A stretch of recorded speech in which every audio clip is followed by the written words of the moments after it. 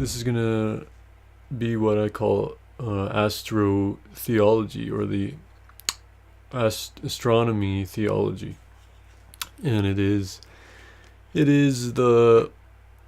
basically this idea of syncretism, is that the zodiac is what is behind all of the religions, the constellations. This is what's behind all the religions in the world and all of the mythologies, all of them. And this is what these guys are teaching. Santos Bonacci, David Warner Matheson, Jordan Maxwell, Akaria S, or D.M. Murdoch, she's also called.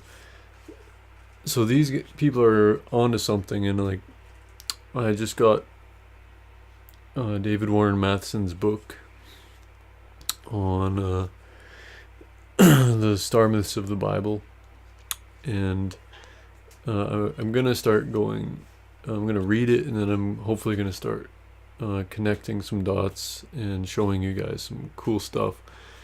But for today, I just want to show you how the Bible is a cycle, and it's a cycle of the zodiac, and it's from beginning to end. It's all these little cycles, but it's one big cycle at the same time. And so today I'm going to just talk about the heaven and the earth and the city of refuge and the zodiac. So this is a bit of a longer study. I want to expose the true meaning of these concepts, which are based on the zodiac. And if we look at some first century context, I think we begin to see where these ideas are coming from. And but first we'll go straight into the Bible, and that's Genesis chapter 2 verse 7. And it says, God formed man from the dust of the ground and breathed into his nostrils the breath of life. Right? So what is man made from? Right. So man, he's made from what? One, the dust, and two, the breath of life.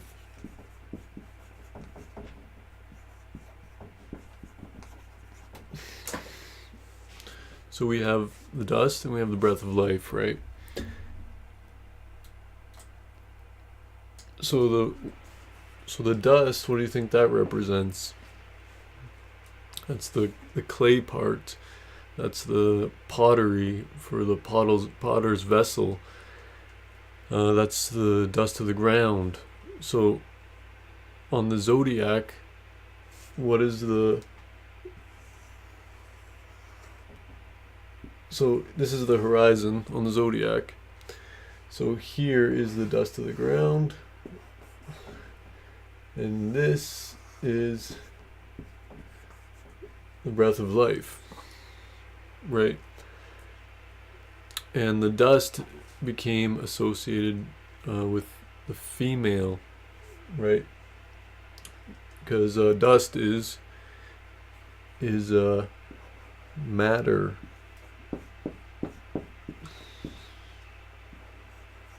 Right? And matter in the Gnostic Christianity, before 220 BC or so, this was the same word as mater. And mater, or material, mater is the word for mother in Greek. So this became, right, the female, or this was in the zodiac represents the female, or the dust, or the flesh, and up here is the male, right? So this is so these are the opposites of everything in the Bible. You got, this represents the old covenant, and up here's the new covenant, this is chaos, this is order, this is this land and sea, and this is the sky. But it's all represented on the zodiac. And we're going to see that more and more as we study. So everything can be interpreted through the zodiac.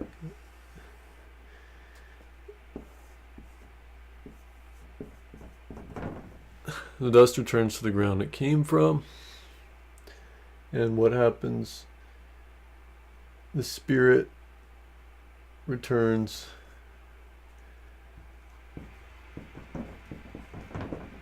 to God who gave it. Now, can a man return where he never was before? No, right? If I say, well, I'm gonna return to China, well, and if I was never there, I wouldn't say that. I wouldn't use the word return. So this is cyclical language. This is going around the circle, right? So the year starts here, and you return back to here by going around the circle. Pretty straightforward stuff. So in the Platonic, so Plato, he thought of this, that the pure consciousness was contained in the sun before descending to the earth after getting the soul at the moon. The Bible is teaching that our spirits were with God in heaven before we came to the earth, just like the stars in their apparent orbits. Now, how do I get that idea? Well, it's in Ezekiel, that's in Proverbs. For example, Proverbs 8, chapter 8, and verse 1. Let's see if I can pull it up for you guys here.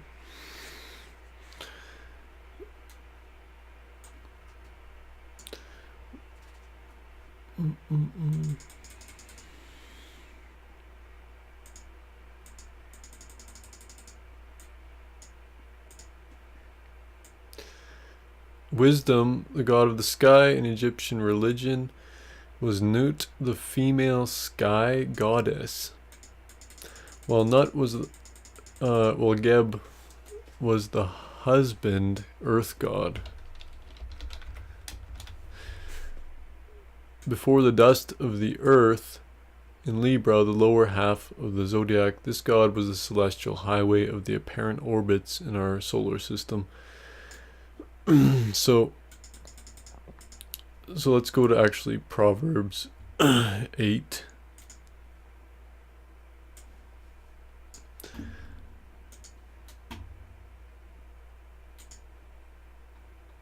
So verse 1, does not wisdom call, does not understanding raise her voice? So this was in Margaret Barker's teaching. This was basically the female of the temple, and she was a god called Wisdom. And verse, what does she say? 21, granting an inheritance to those who love me and filling their treasures. The Lord possessed me at the beginning of his work, the first of his acts of old. Ages ago I was set up at the first, before the beginning of the earth. Right? Before the beginning of the earth. So how did these people who wrote Proverbs know that this woman personified was there before the beginning of the earth? So this is because you're created in Libra when it comes down and it puts the stars in their orbits appear to set behind the horizon or put on the flesh. Or at least that's how I'm interpreting it now. When there were no depths, I was brought forth.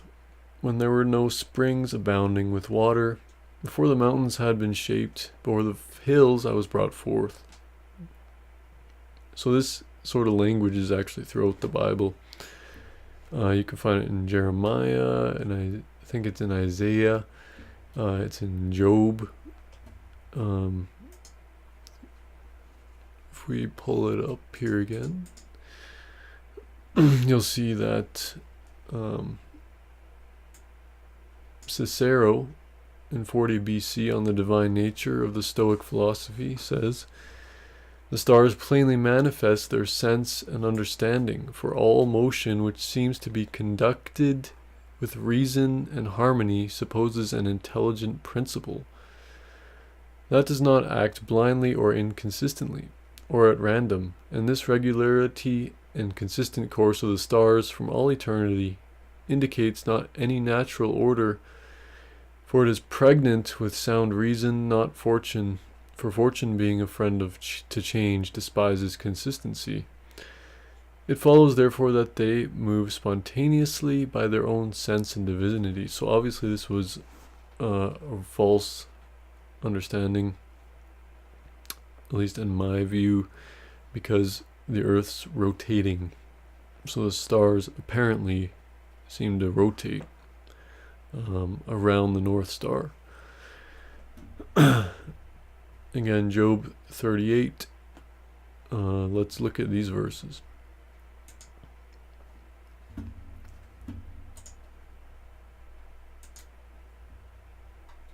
"The Lord answered Job out of the whirlwind," which is probably a constellation, "and said, who is this that darkens counsel by words without knowledge?"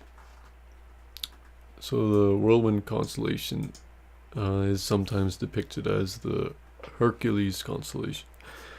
But we'll get into that later.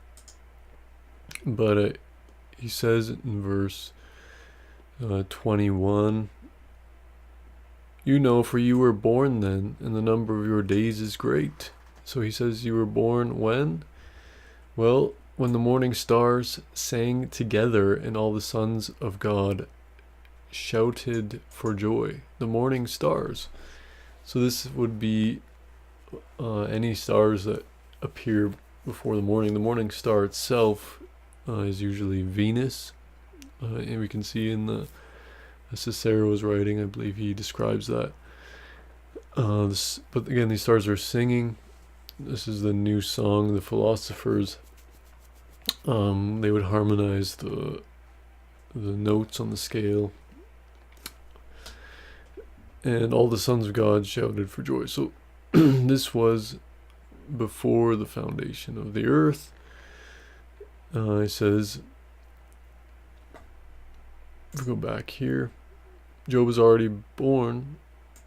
See verse 6, 4 to, right? "Where were you when I laid the foundation of the earth?" And he says in verse 21, "You know, for you were born then, and the number of your days is great." So this isn't, so would God say this to somebody who is basically not, who is just a human?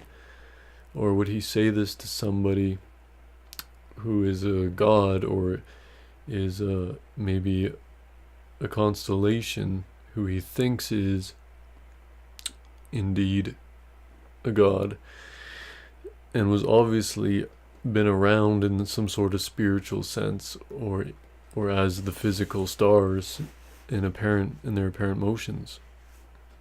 That's what makes more sense to me. For why would God say the number of your days is great, right?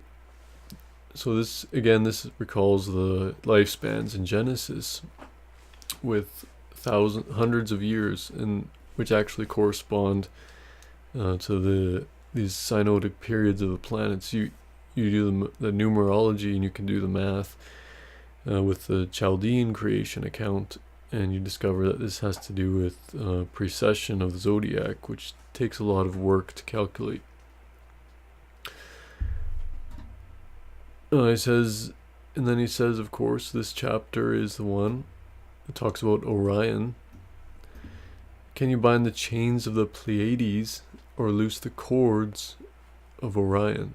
So this might be reference to Jupiter's chain. I don't know. Orion is one of the obvious constellations in the sky. "Can you lead forth the Mazzaroth," which is the word for zodiac, "in their season? Or can you guide the bear with its children?" So the bear might be the Ursa Major, which is the Big Dipper, or the Big Dipper is part of it. Do you know the ordinances of the heavens? Right, so the word heavens is synonymous, and its usage is the starry sky. Can you establish their rule on the earth? So this is the Bible is clearly showing that the stars, or the ordinances, the motion of the stars, is going to come to rule on the earth. Right. Can you lift up their voice to the clouds, that a flood of waters may cover you? So again, flood is Aquarius language. And can you send forth lightning? This is all sort of sky language, or astrological language.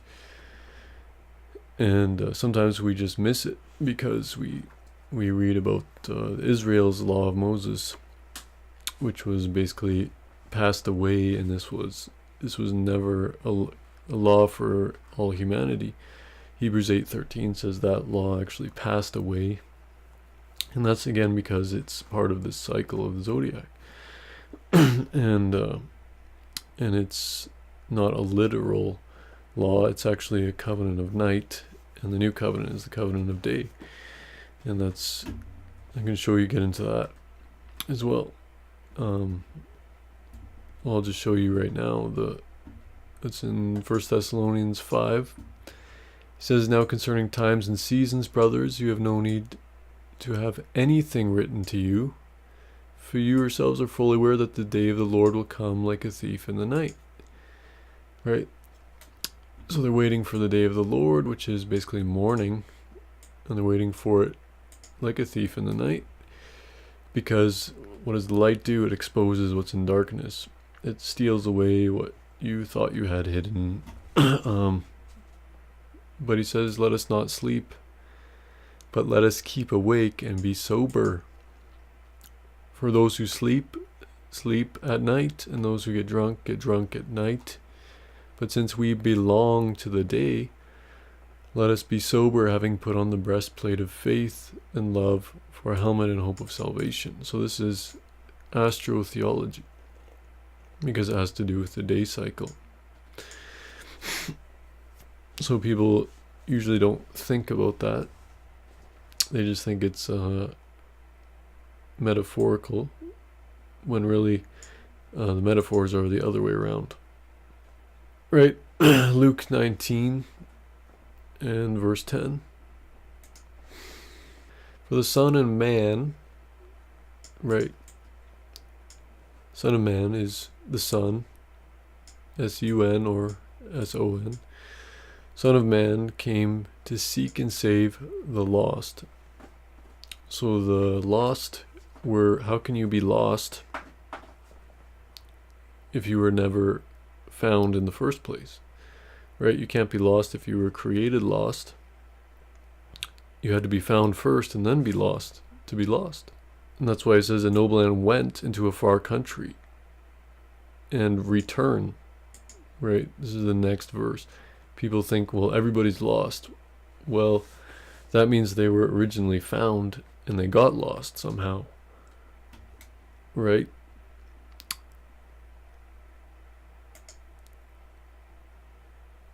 Matthew 9:13. Go and learn what this means. I desire mercy, not sacrifice, for I came not to call the righteous, but sinners. Right? So you had to be righteous before you sinned. So he came to call the sinners. So again, this is righteous.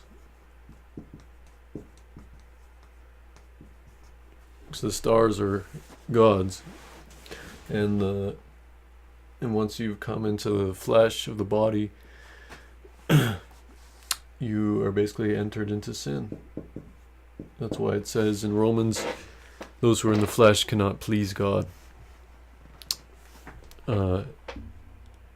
That's Romans 8. So how can we receive forgiveness of sins esoterically? So anyway, first of all, for sin, the top of the zodiac is when, this is the this is the, so there's two different cycles, right?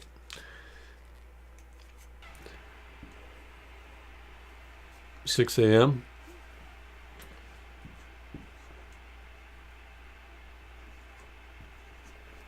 lunchtime or noon. 6 p.m.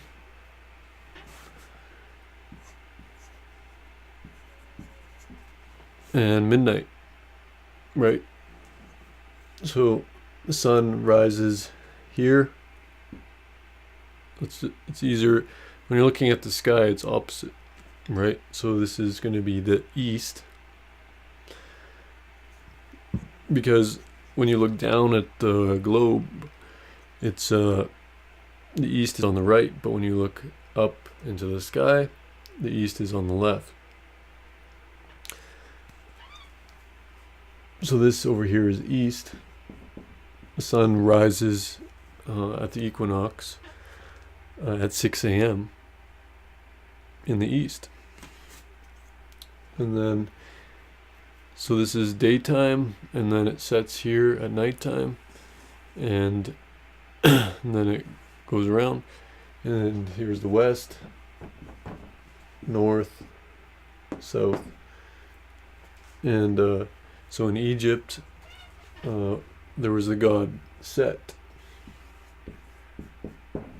So the god Set was the god of death, who plucked out one of Horus's eyes. So Horus is the god in the morning. Ra is the god at lunch. And then at 6 p.m., god is Set. The sun, when the sun is setting, his name is Set. Right, and Horus is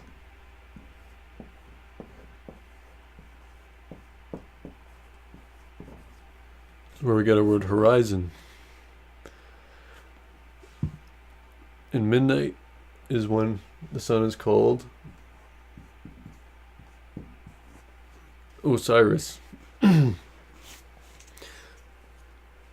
So that's the day cycle. The second one we need to remember is the year cycle. And so this one's a little more complex, but it's absolutely important. So this is when the sun travels through the belt in the sky that is called the ecliptic, and it takes 1 year or 365 days to return back to the exact same spot in the sky. So if the so this is actually, if you took the edge of this and you just made a belt like that, and I guess this would be more like that at the edges, because it's a belt.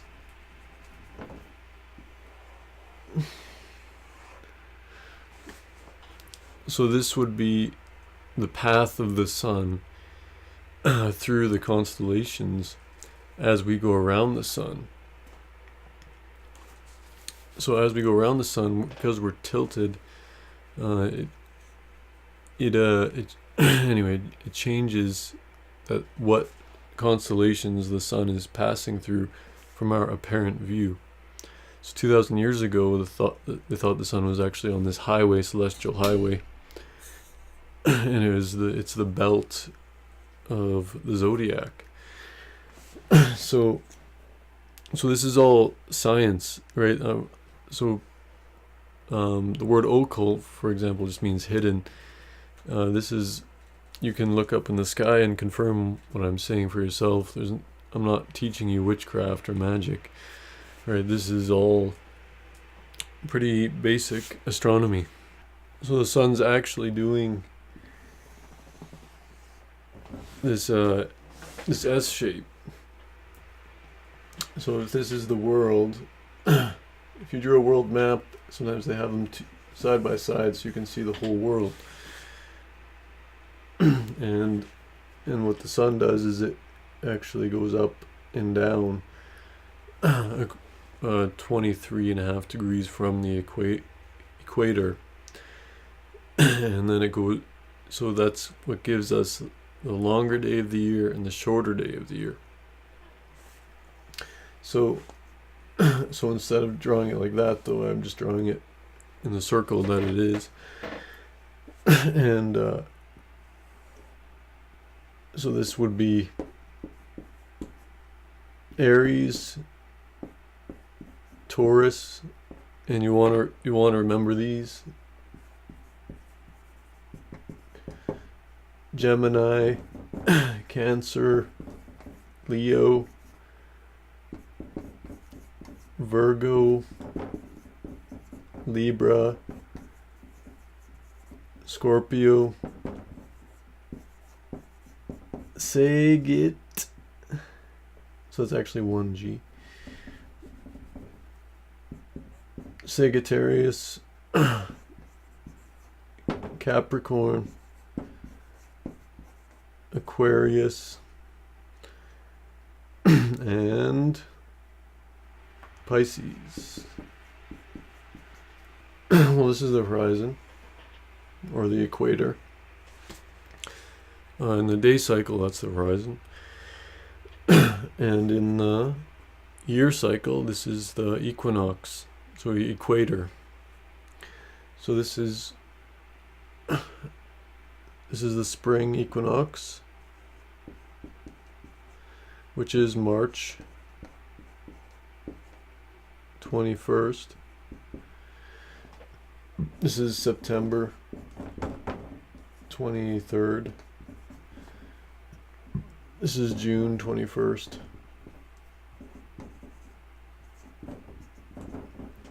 This is December 23rd. So the sun, right now, we're going into December. So it's again this. So this would be here. As we passed into December now, we're pretty much in the middle of Aquarius or Sagittarius. The sun is in the middle of Sagittarius. Now there's this thing called the precession of the equinoxes, which is the third cycle. And as we go into the equinox, so all of these are clockwise. So the day cycle and the year cycle are clockwise. The precession of the equinox it's precessing, so it goes backwards, and this happens every 25,920 years, and that number is based on the biblical numbers. And this happen. So it's about. So in the Indian system, this number was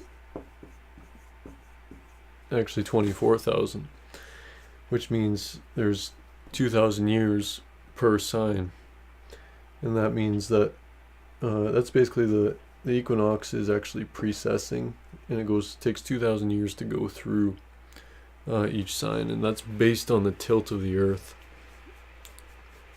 So as the axis of the Earth rotates, the line from the sun through that axis changes where the equinox is. So that the equinox is slowly shifting backwards. So right now we're actually here and we're going into Aquarius, but this was 2,000 years ago, so we're going to keep the drawing like this.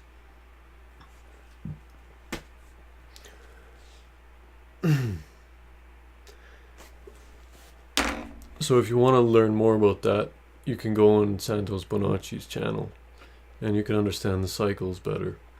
Once you get those in your and you understand them and you've studied them a few times, it becomes a lot easier to understand the cycles in the Bible. How can we receive the forgiveness of sins esoterically? The cycle of zodiac shows us that forgiveness of sins is simply as unavoidable as the seasons themselves. Jesus and Paul teach that physical death is gain in mythology. If that's Philippians 1:21, Paul says to die is gain. Matthew 16:25, Jesus says you actually have to die in order to live. Redemption through his blood. Ephesians 1:7. And so we need to understand on the year cycle, this is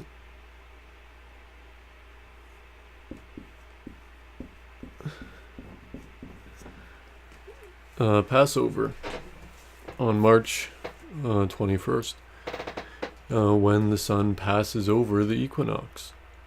And the Passover is obviously central.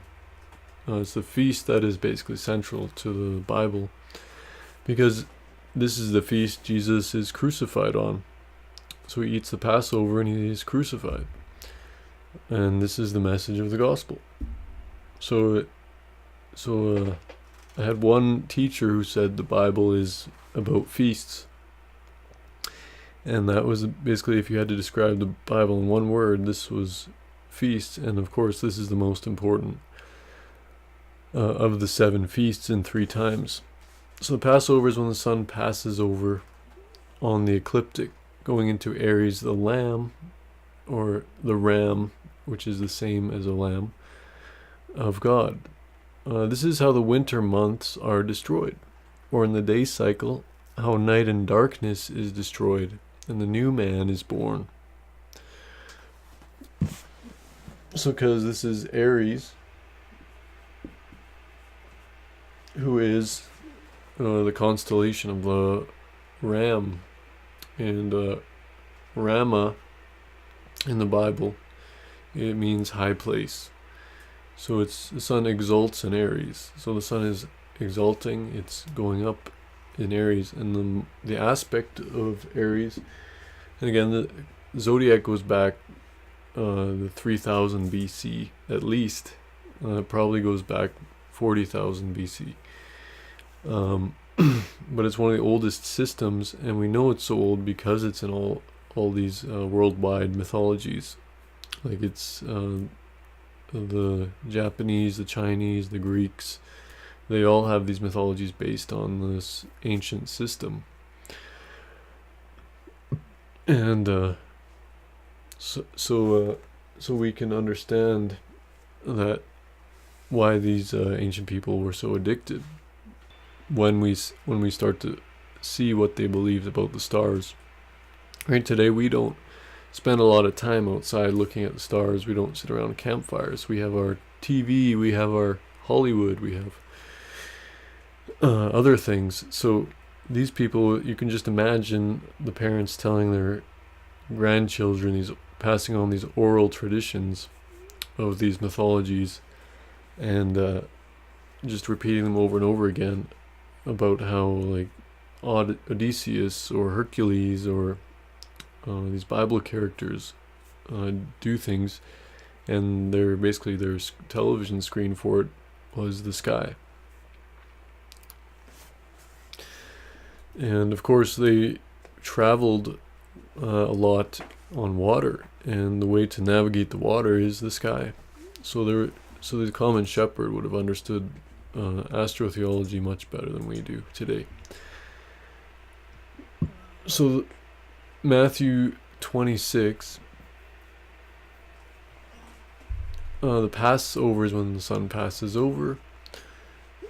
The Luke 22 is the Passover in Luke. The synoptic Passover, Jesus says this cup is the new covenant.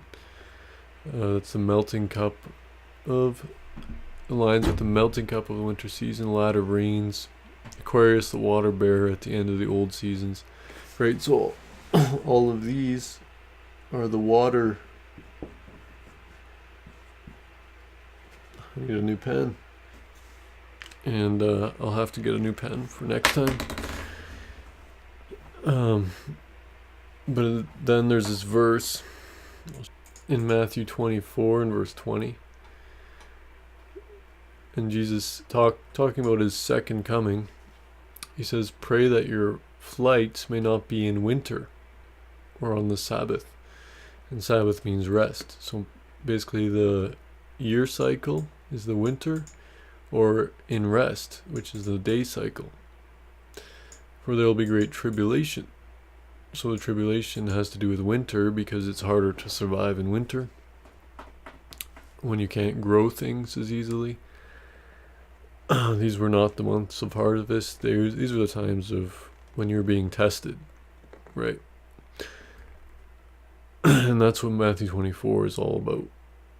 Pray that your flight may not be in winter or on the Sabbath. So the flight is the stars traveling up off the horizon and into the night sky, or the sun moving up on the ecliptic into the spring season at the Passover. So there's the first Passover, and then there's the second one 40 years later. And why wouldn't it want to be in winter? Well, because the sun hasn't risen past the equator in winter. So because you want to be with the sun, you don't want to be before it. Because the sun is the chief rank among the stars.